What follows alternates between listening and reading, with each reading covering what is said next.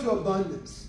They've come to having their needs met. They've come to a deliverance, but then they realize the sinfulness if they come to that abundance and they hold their tongue. They recognize they would be worthy of a punishment if they come to this abundance, but they put their lamp under a lampstand. They put their candle under a bushel or under a lampstand and don't go and share that. Philippians 2:4 says, "Look not every man on his own things, but every man also on the things of others."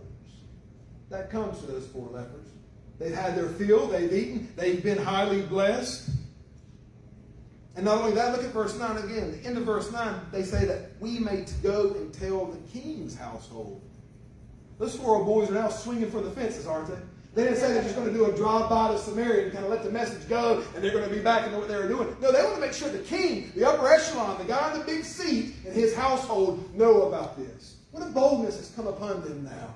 The Lord's blessed them in spite of themselves. It wasn't because of them. They're out there with their flesh rotting off, spiritually separated from the living God. And now they've come, they've been fed, they've been clothed, they've had a blessing, and they know there's nothing's going to keep me away from letting this message go out.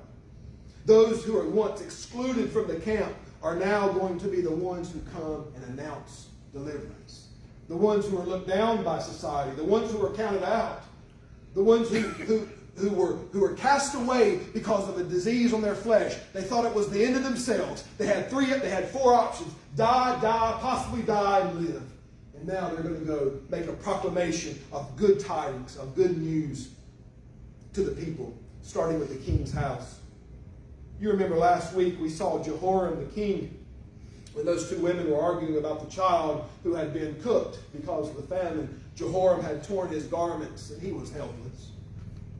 Jehoram has been helpless throughout so many weeks as we've been in 2 Kings.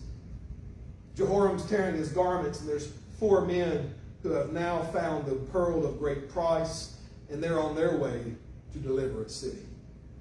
It makes us think. It should make you and I stop and think for a moment.